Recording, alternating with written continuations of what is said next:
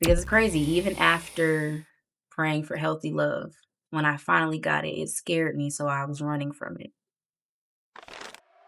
Beauties and Gents, if you don't know, it's MoTV.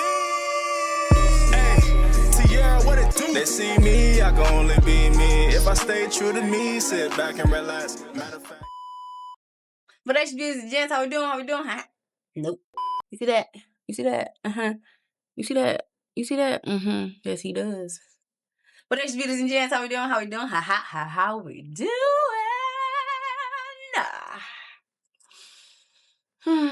Today's video might get a little uncomfortable for some folks, but hey, we invite discomfort just because that's where growth grows or happens.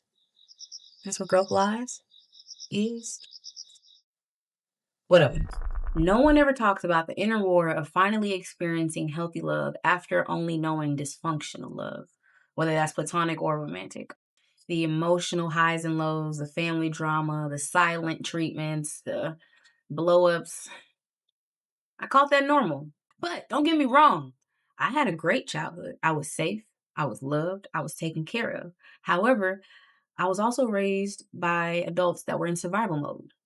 From pops to mom's side, everybody was looking on how they could make it.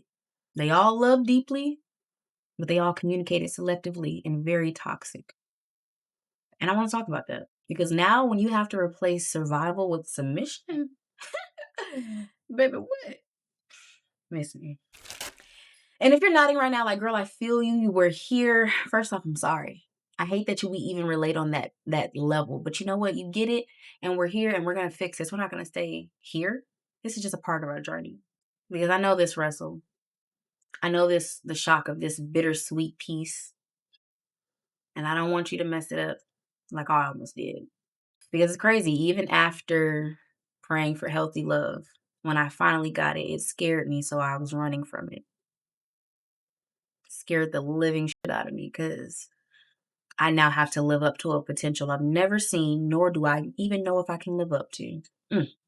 Because if we're being real, dysfunction isn't always loud. It's not always in your face. Sometimes it's silent. Sometimes it's passive, but it's always evident. So if you've been here or you are here now with me on this journey, join the club, subscribe, let's talk about it, and let's release because this is not going with us. Whew. One of, especially with me being somebody that has always been open, I've never really had a problem with expressing how I feel. The Lord had to show me that I did not understand the difference between transparency and vulnerability. Transparency being logic and your thought process, vulnerability being your emotions and how things made you feel. I struggled with understanding the difference and when to lean into the other versus the other. I said that wrong, but yeah. So in times when I needed to be vulnerable, my pride would cover up my truth and I would retaliate rather than respond. I would come at him like, I don't know what you don't get. It's just other than being like, I'm struggling to explain how I feel and it's making me upset that you don't understand. So I'm trying to understand what you don't understand. But I need you to tell me what you don't understand so I can find a way of like I was running from the fact of saying that hurt my feelings and it makes me want to run back into my shell, but because I'm trying to work on my triggers not having control on me, I'm having to let you in. And I really don't know that if you're going to use what I'm telling you against me one day. Vulnerability. I struggled with the idea of giving somebody the ammo to gun me down. Why did I even think about it like that? So you want me to give you the ammo and the gun? Okay. That's my eye. Another aspect to this vulnerability thing, I also didn't have the confidence in myself to even stand on what I said I felt. For example, and just to explain, I have a background in both my family and in relationships where I've been gaslit and response to how I felt. I may have told someone how I felt about something or my thought process on something. It's not even me to complain about them. It's really just to inform them because I want you to know where I am because I care about this relationship. But they may not have that same perspective. So they see it as confrontational. So they gaslight you and they dismiss what you say. And it's happened to me so many times because people lack accountability and they don't want to have the hard, uncomfortable conversations that at one point I started questioning myself. I started wondering if I was doing too much. I started thinking like, okay, maybe I'm tripping and only because people weren't willing to meet me where I was. No. And it wasn't until I became comfortable in the Lord's grace and patience with me that I was able to even lean into that in this relationship and let him show me he ain't gonna gun me down. In fact, being vulnerable with the right person strengthens the relationship because it gives you a foundation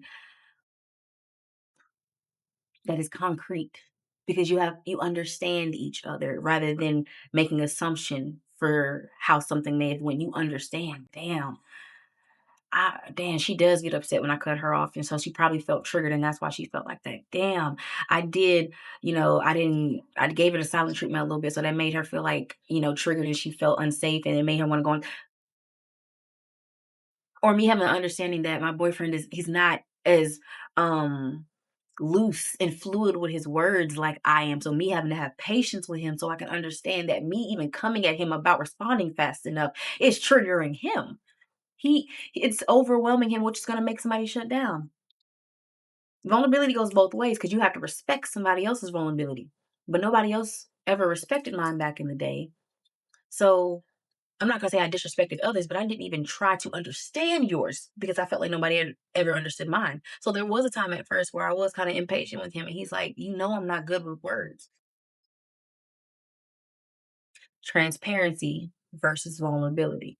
Transparency could have been, bruh, that's just a lie. I don't feel like saying all that. Rather than, I don't know how to put my words together the way you do. So sometimes having our conversations, it's just a little too fast paced for me. My thoughts don't move that fast. Understand. And somebody that loves you, like truly loves you, like the way the Lord told us to love, patience, kindness, grace, understanding. I'm still working on being slow to anger. Not I don't get as angry with him no more. But when you have that type of understanding of love, you have a certain foundation of safety to explore the trial and error that comes with relationship of healing. Does that make sense? Because yes, it's understandable that you might feel embarrassed to say how you feel, but it's necessary for the growth and the longevity of this relationship if you really want it. Ooh. Reassurance. The next one. Reassurance, bruh. I try not to claim the things that I'm aware of that I've gone through as far as like the things that have traumatized me. I try not to claim them like they're still actively affecting me because I do believe in the power of the tongue. But I have struggled for a long time with like rejection, feeling ignored or dismissed, um, feeling abandoned, things like that, right? So I deal with reassurance a lot. Me just wanting to know, do you still love me? If I made you mad, you still love me? Do you still want to be with me? Or it might look different when we're arguing, and I'll be the first to be like, "Man, maybe we just shouldn't be together." It's like it's coin flipped because in a way, I'm saying that just for you to rebuttal and cancel that out because I want to see you fight for the relationship because I feel unsafe right now. I feel like you're going to leave me. So pride is telling me to leave you before you leave me, but my heart wants you to stop it. Reassurance also looked like when I was vocalizing how I felt about things, and maybe sometimes I didn't make sense. I was so used to not being able to verbalize and actually articulate my emotions that when it was time to actually do it, I was struggling. I was struggling to put my emotions into words because I felt like I sound crazy. I felt like it didn't make sense because I'm explaining my thought process. But if you haven't experienced what I experienced, it sounds chaotic. But to me, it makes sense how the track went that way, the direction or the journey of this whole thing. But for someone that never did, they may not understand. And them not understanding made me feel embarrassed and judged. So vulnerability, I was struggling with that. And at the same time, I'm struggling to be vulnerable, but I'm wanting you to be vulnerable enough to reassure me. but I'm pushing you away. I'm actively pushing you away in this situation, but I want you to chase and hold me. What kind of hypocritical is that? I had to learn that my partner's silence didn't mean abandonment because I could trigger him so much just because of how passionately I want to fix something at my pace that it may make him shut down just because he's just overwhelmed with words and he needs space. I'm not used to people that need space because I'm used to people that once they give you space, they're not coming back to the situation. Like, we can have a whole blowout. Everybody separates, disperse, calms down, but when they come back together, we're not talking about what happened. We're not addressing the elephant in the room. So everybody still feels how they feel, but no one's talking about it. And that is traumatizing. So then, when he needs silence in the midst of the conversation or after the argument, and I still feel like there was no clarification on my end or between us both, I'm triggered now because now you want to pull away from me. And now I have all this time to think about all the ways that I feel like I may have messed up and your reasons for leaving me. It's so crazy. A lot of us people that are going through a healing journey, especially if you're someone that's not actively attacking the things you need to work on, we have a tendency of bleeding on others and not even knowing it, but then wanting them to respect our awareness in our journey, but us not having awareness in how we're showing up in that journey. Reassurance, bruh.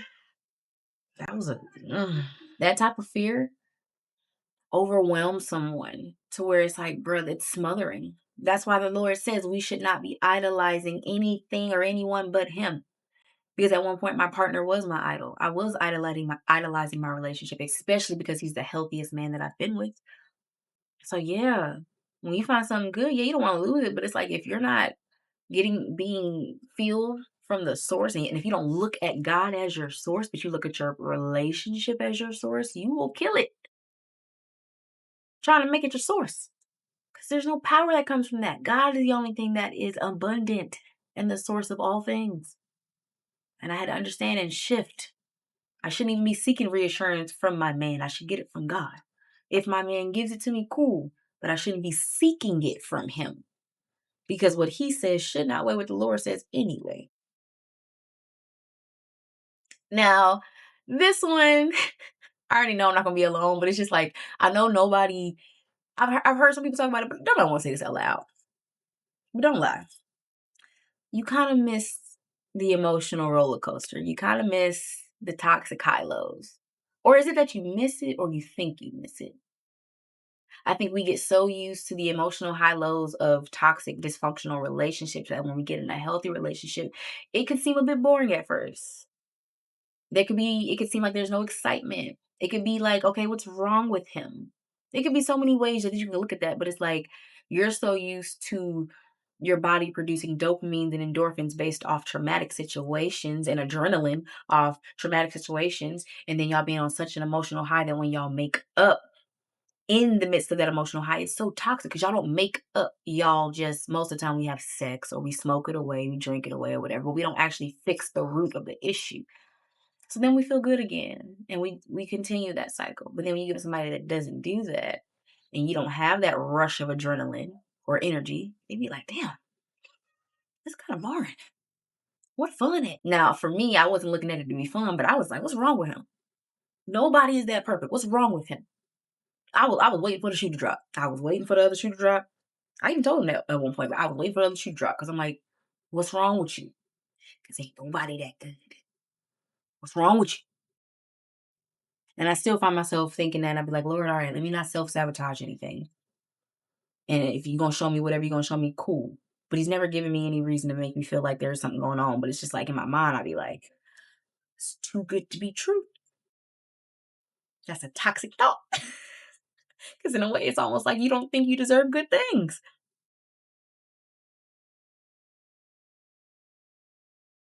And maybe that wasn't love. That was anxiety.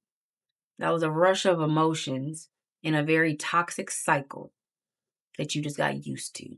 It was not love. Now, kind of piggybacking off of the last point of just missing the roller coaster. I struggle with stability, with, I guess, learning stability, because stability brought on so many different avenues and opportunities. Stability meant, oh, okay, so we're not fighting and doing this all the time. So we have time to actually build a life, which means build a family, which means your decision making, which means the legacy, which means that you're going to be raising people there. So there's pressure there on how you, like, there was just so much pressure in the idea of becoming a wife and a mom and living the life that I didn't really see, because I felt like there was a standard to live up to that I felt like I couldn't, or I didn't know how, or I felt like I wasn't educated enough on how to move in that way. I've been told by exes and people that are really close to me that I'd never be a wife. And that stuck with me for years. And it still bothers me now to this day that somebody could say that to me. But I understand why now that they said it. But who I was then, I'm not her anymore. And I struggled with stability because it meant that I needed to live up to a potential in me that I wasn't ready for. I needed to then, now you can't identify with what you've been through no more. You can't use that as an excuse for how you show up. You can't use that as the reason for how you were. No, now it's time to move different because now you're stable. Now you're not in survival mode. Now you have room to unlearn and relearn and replace. And I'm not gonna lie, it intimidated me for a minute, because I was somebody that was always fascinated or daydreaming about the idea of a wedding, but I wasn't taking into the account of being a wife.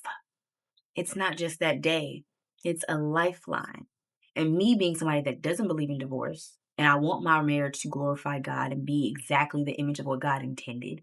That means you're going to have to live up to certain things, die to certain things. You're going to have to put your ego to the side. You're going to have to be extra vulnerable. You're going to have to do things you may not want to do. And I just wasn't ready to live up to that, both biblically and just with my man. It was just like, damn, I'm just not learning who I am by myself. And it's not like I didn't want to be with him, but it was just like I was becoming comfortable with who I was and learning who I was in myself. That now the idea of, okay, now you got to die to self, the self that I just met. Now I got to die to self because of God and the relationship that I want to be in. But I was thinking about it wrong, because everything I had to die to then anyway was hurting me. Because the Lord made it clear, nothing that was serving you then is going to help you now. And the very things that I was trying to bring into this chapter that were helping me then were hurting me here. Stability freaked me out. Now, this is the one a lot of us can benefit from. But sorry, somebody text me. Just because you're triggered doesn't mean you're being attacked. Just because you're triggered does not mean that you're being attacked. I had to come to the understanding and acceptance that just because they offended me, just because they triggered emotions that I've dealt with before, or they did something that triggered me before, does not mean that their intention was to attack me or to trigger me. So it is now my responsibility to communicate to you that I am now triggered, and what I'm now trying to do, or what I might be struggling with in trying to communicate that to you, whatever. But for me, I wasn't doing that at first. Like, for example, I don't like to be cut off. Please don't cut me off. But I also have a tendency of cutting other people off too, that I didn't notice at first. I didn't know I did it. But I have a tendency, I can't stand when you cut me off. So, say my boyfriend, he and I are talking. We both speak very passionately when we do get to a topic that we have the words for, and maybe he might cut me off a couple times. Well, instead of just vocalizing at first that upset me, I would just on the phone and just until it built to a point where I got irritated. But him cutting me off, he wasn't trying to cut me off. So all you have to do is just vocalize, hey, this makes me feel this way. I really don't like when you do that. And he just, okay, my bad. I didn't mean to do it like that. Or, okay, cool. Meet me in the middle. Sometimes my partner would touch on a sensitive topic and I instantly go into defense mode. And he'd be confused because he's like, where did that come from? He didn't even understand that I was triggered. Because in his mind, he was moving with peace and love. So because his intention wasn't to hurt me, he didn't think that anything hurt me. And because I didn't vocalize and been vulnerable, that made me feel this way, and I chose my pride, it created distance amongst us. So then there was confusion on his end. So then he pulled away because he felt triggered, and then the cycle continues. Somebody has to put their pride to the side first. And now I understand why the Lord keeps saying you got to die to self. Die to self. Because a kind response turns away wrath. It really does. It really does. And praise and love in response to chaos confuses the enemy. And I touched on this a little bit, but just being embarrassed, articulating your emotions, not because you're embarrassed that you even feel that way, but this one being now we're at the point to where I've articulated it, I've conveyed it to you, but you still feel like it doesn't make sense why I'm upset. Now you're not dismissive, you're not minimizing, you're not even making it seem as if I shouldn't feel that way. But I know you don't agree with my feelings on the situation. So because you don't agree with my feelings, I take it as you don't think I should feel that way. But you didn't say that at once. You didn't say that at all. But I'm really embarrassed that I feel like this. And I'm embarrassed that I feel like this because you don't understand. So in my eyes, I think you think I'm crazy. I think you think of me like I'm tripping. So I'm projecting all of my thoughts onto you now. And I'm embarrassed from what I just told you. But just because somebody doesn't agree with you doesn't mean that they're judging you. You don't have to. I shouldn't care too much about what you're thinking. That goes back to the reassurance thing. And because I was dealing with struggling with vulnerability, but finally doing it, I felt like I put myself out there. So I felt like I gave you the gun. I gave you the ammo. But then you didn't reassure me the way that I was looking for, or maybe my heart had intended, based on like the response I was looking for. So now I feel embarrassed. And because I feel embarrassed, I act out in pride. You see how that all connects?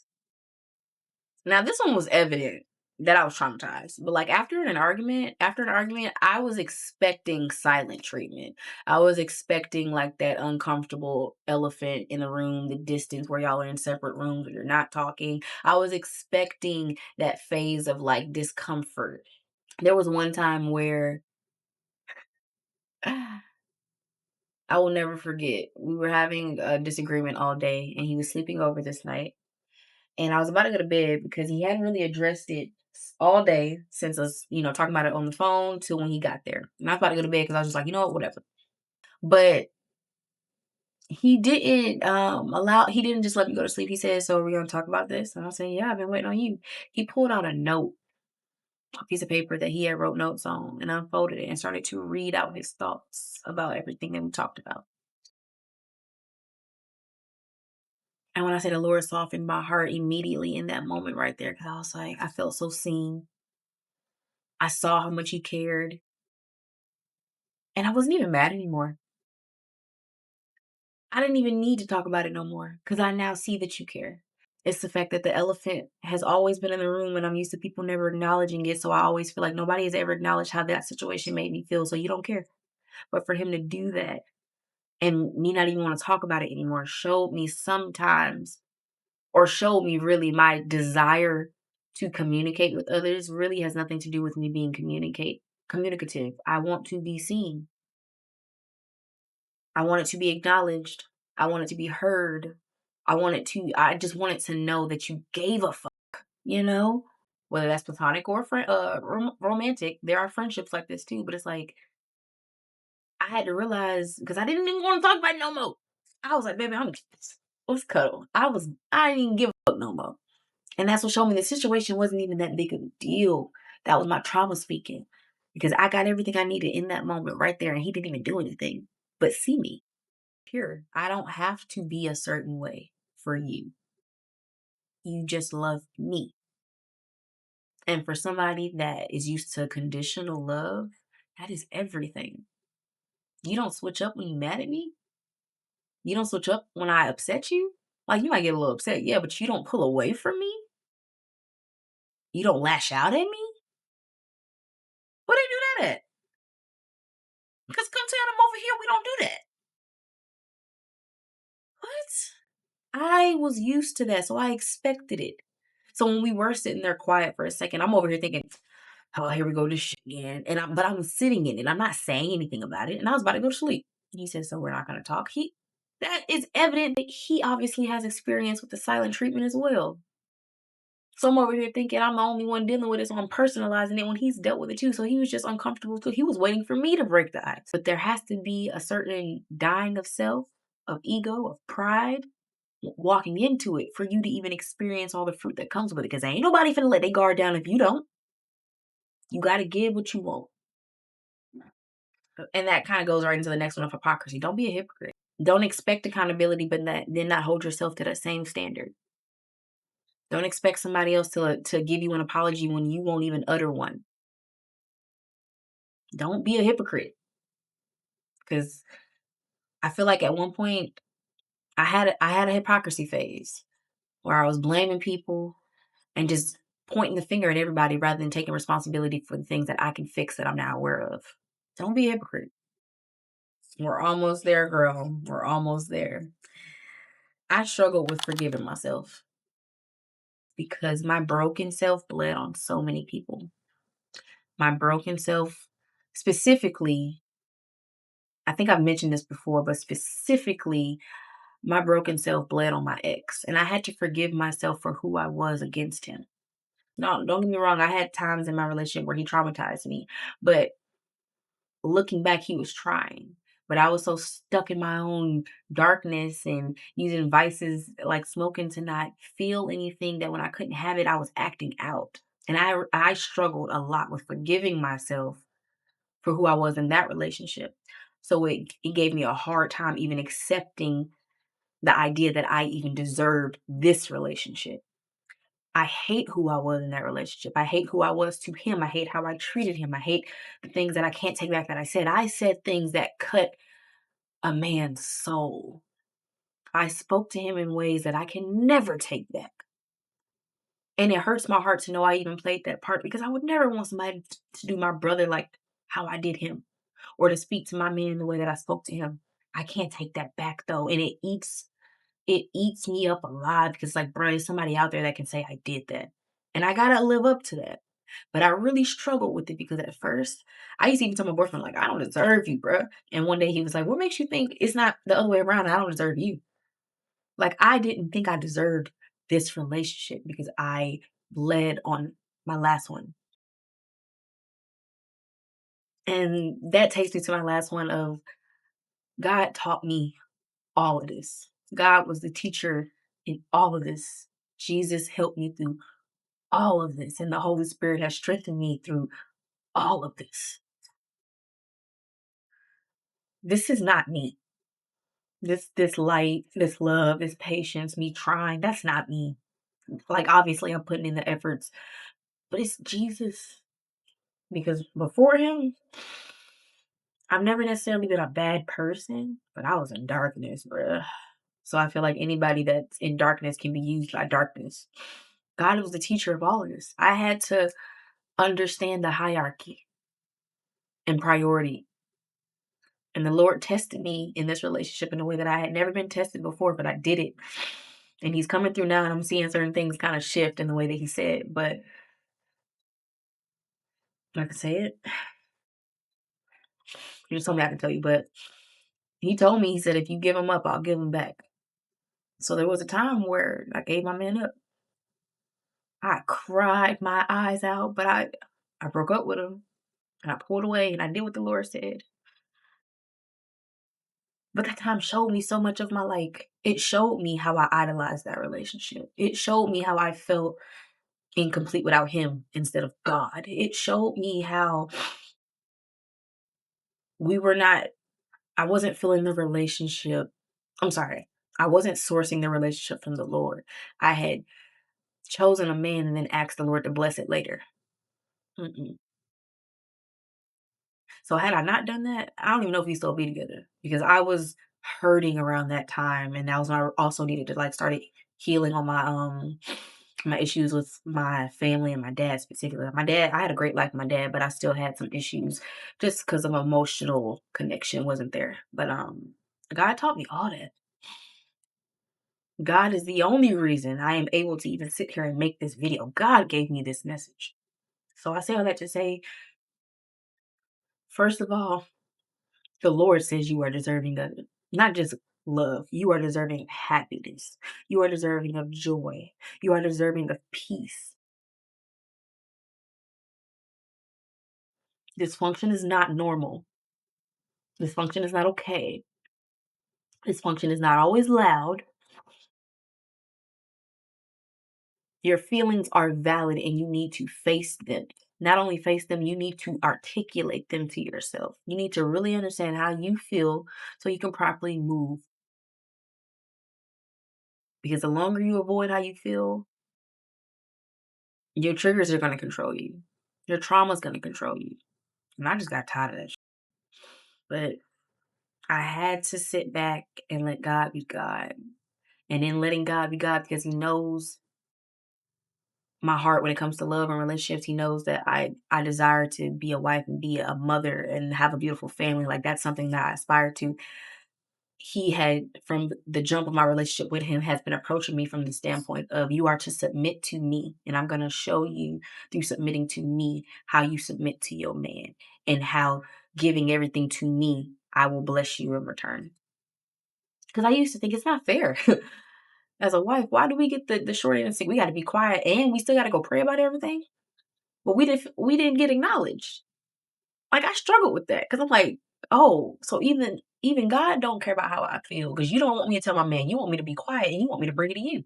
But that I was looking at it wrong. Like God is like, I can reach him in a way that you can't. So I'm not asking you to ignore those feelings. I'm asking you to bring them to me. I'm asking you to have a certain level of vulnerability with me so I can first show you how he should respond. So I should first show you that I am safe. So I can first show you that what you feel is valid.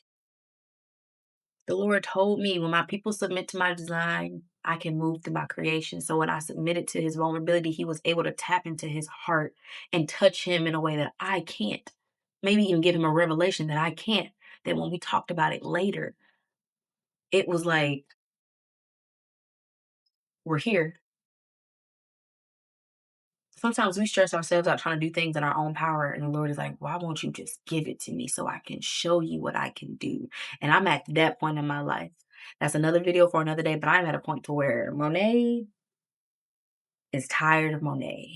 And I want to see what the Lord can do with me in my obedience. And just to piggyback off God being the teacher, no human could ever show me what unconditional love, grace, or even what love was, period, because God is love. God had to define everything for me, or redefine everything for me, I should say. So I could replace what I thought love to be with what he said. Because we see love as butterflies and roses and feelings of affection, when love is actually being vulnerable when it's uncomfortable. Love is doing the hard things because you care. Love is putting your feelings to the side. Love is sacrificing. But a lot of us deal with ego because we were never protected. So we like, hey, well, I'm going to protect myself because ain't nobody else going to do it. But if we're all protecting ourselves, then we're just going to be fighting each other. Now, I just want to say, don't just be out here willy-nilly sacrificing and dying to self for other people. Do it for God. Do it for Jesus first. And through that, through your building a relationship with him, he'll give you a deeper discernment. So you then choose better. Because before you start healing, what you're attracted to is not what's good for you. So your discernment needs to improve a bit so you can even choose a better quality of person that is willing to do that work with you too. But if this video resonated with you or helped you in any way, leave a comment down below and just let me know what specific trait really helped you. How did it help you? Why did it help you? Tell me something that I didn't say that you might be struggling with, or just drop a name down below of somebody that you want me to pray for. Either way, I hope you guys have a great day. Thank you guys for watching, and Mo will be back for another video soon. Bye. Also, I like my hair. I've been trying something new. I'm really feeling this middle part. That's another thing too. I didn't used to have the confidence to explore my looks. So like I am just now finally embracing my grown womanness and being okay with the fact of like my sexy ain't gotta look like your sexy. But I'm still sexy. Or maybe I don't want to be sexy. Like I can define that for I am finally okay with the fact of I don't give up. Go ahead and like it up and subscribe.